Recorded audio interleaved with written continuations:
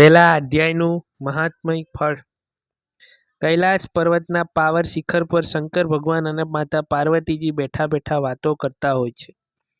એ વખતે પાર્વતીજીએ શંકર ભગવાનને પૂછ્યું, હે પ્રભુ, મેં સાંભળ્યું છે કે વૈકુંઠ લોકો પ્રાપ્ત કરવા માટે ભગવદ્ ગીતાનો પાઠ કરવો કે સાંભળવો એ બધા ઉપયોગમાં સર્વશ્રેષ્ઠ ઉપાય છે.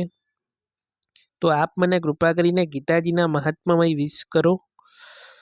આ સાંભળી વિષ્ણુ ભગવાનને સ્મરણ કરી શંકર ભગવાને કહ્યું, હે દેવી પાર્વતી, એ ગીતાના લીધે જ હું ત્રણેય લોકમાં પૂજાઉં છું.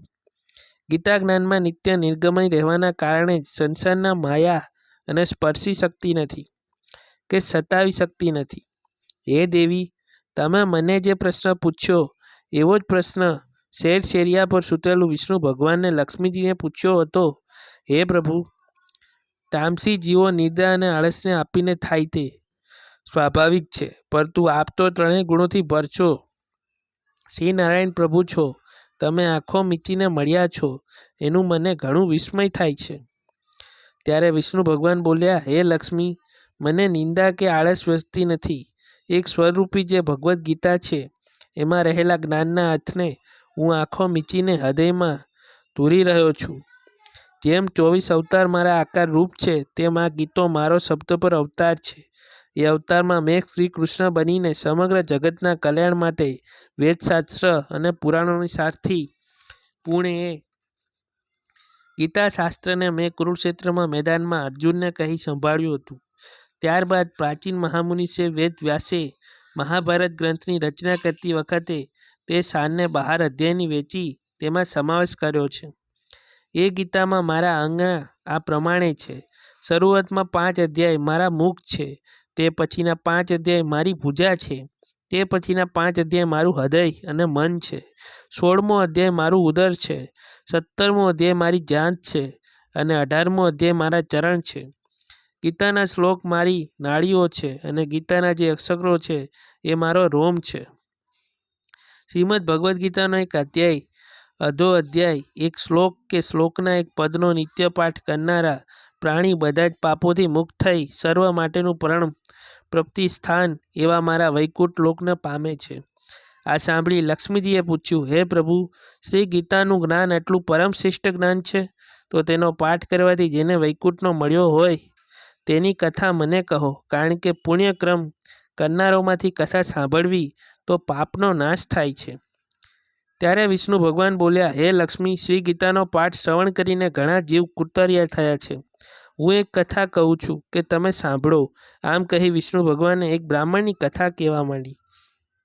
પૂર્વ સૂક્ષ્મ નામનો એક અતિ કુટચારી બ્રાહ્મણ હતો.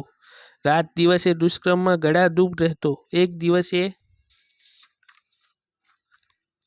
બકરીઓને ચરાવવા ઘણે દૂર જંગલમાં ગયો. ત્યાં તેને સાપ કરડતા તેનું મૃત્યુ થયું. તેણે ઘણા પાપ કર્મો કર્યા હોવાથી કેટલાક કાળ સુધી નરક વાતના ભોરાવ્યા પછી મનુષ્ય લોકમાં તેને બાળનો જન્મ લેવો પડ્યો. તે એક લંગડા ભિખારીને પનાર પડ્યો. લંગડો ભિખારી દરરોજ એ બળદ પર બેસી ભીખ માંગવા જતો. તેને પોતાનું પેટ ભરાય એટલી પણ ભીખ ન મળતી હોવાના કારણે તે બળદને પણ શું ખવડાવે. ખાવાનું ન મળવાથી દિવસે ને દિવસે બળદનું શરીર સુકાવા લાગ્યું. એક દિવસ ભૂખના દુઃખના કારણે બળદ ચાલતા ચાલતા જ બેભાન થઈ રસ્તામાં ઢળી પડ્યો.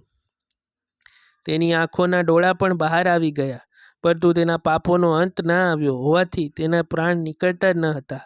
તે જ્યાં પડ્યો હતો ત્યાં લોકોની ભીડ જામી. તેને રીબાતો જોઈ કેટલાક લોકો બોલી ઉઠ્યા, મરી જાય તો બિચારો દુઃખમાંથી છૂટે.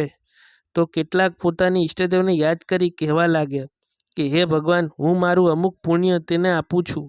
તે પુણ્યના પ્રભાવથી આ રીખાના બળદને દુઃખ દૂર થાય. છતાં પણ બળદના પ્રાણ નીકળતા ન હતા. એટલામાં જ એક વૈશ્ય થઈ ત્યાં આવી.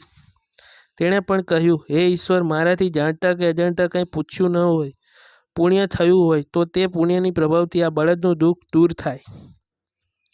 વૈશ્યના મોઢામાંથી એ શબ્દો નીકળ્યા કે તરત જ રીબાતા બાળકનો પ્રાણ નીકળી ગયો. આમ તેના પાપોના અંત આવતા તેના પૂર્ણજન્મ એક બ્રાહ્મણને ઘેર થયો. તેનું નામ સિમલેશ્વરમાં રાખવામાં આવ્યું. તે મોટા થયો તો તેને પોતાની પૂર્વજન્મ યાદ આવ્યા. આથી તેને જિજ્ઞાસા લઈ કે વૈશ્યનું એવું તે કયું પુણ્ય કયું હશે જેના પ્રભાવે પોતાના જીવ નીકળ્યો હતો. એક દિવસ તે વેશ્યાને શોધતા શોધતા તે ઘેર આવ્યો. જેને પોતાના પૂર્વજન્મની બધી વાત કરી ને તેને પૂછ્યું કે તમે કયું પુણ્યક્રમ કર્યું હતું.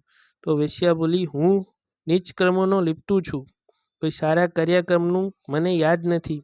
મેં તો લોકોની દેખાદેખીથી પ્રેરાઈને પુણ્યનું દાન કરવાનું કહ્યું હતું.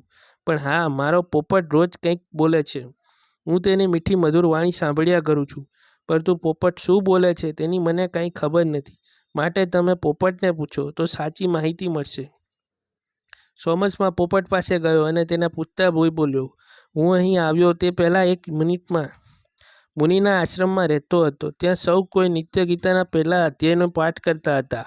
દરરોજ પાઠ સાંભળવાથી મને પણ એ પાઠ મોઢે લઈ ગયો. પાઠ કરવાથી મને ઘણો આનંદ પ્રાપ્ત થાય છે. તેથી હું પણ રોજ ગીતાના પહેલા અધ્યાયનો પાઠ કરવા લાગ્યો. એક દિવસ હું પારધીની જાળમાં ફસાઈ ગયો. તેણે મને આ વિષય હેચ્યો, ત્યાંથી હું આ પાંજરામાં પુરાયો છું. છતાં પણ હું રોજ ગીતાના પહેલા અધ્યાયનો પાઠ કરું છું. પોપટની વાત સાંભળીને સોમસનો પણ નિત્ય ગીતાના પહેલા અધ્યાયનો પાઠ કરવા લાગ્યો. છેવટે વિષ્ણુ ભગવાનને લક્ષ્મીજીએ કહ્યું, હે દેવી, કાળે કરીને સોમસમાં વેશ્યા અને પોપટ ત્રણેય મૃત્યુ પામ્યા અને ગીતાના પહેલા અધ્યાયથી પૂર્ણ બળે એકઠું ન પામ્યા. બોલો શ્રી કૃષ્ણ કનૈયા લાલ કી જય. જય માતા.